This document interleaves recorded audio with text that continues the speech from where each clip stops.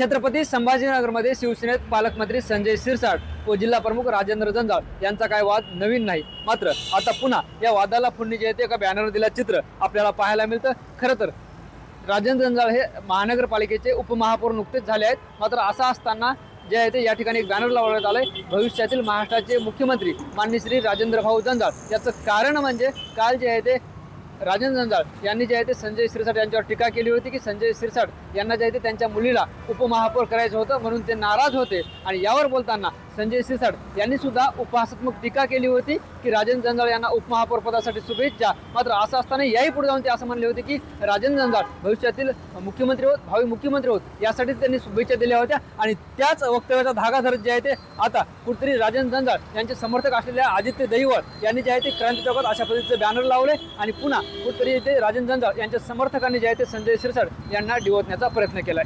Camera person Amit Adesar, Dnyaneshwar Londhe, TV9 Marathi, Chhatrapati Sambhajinagar.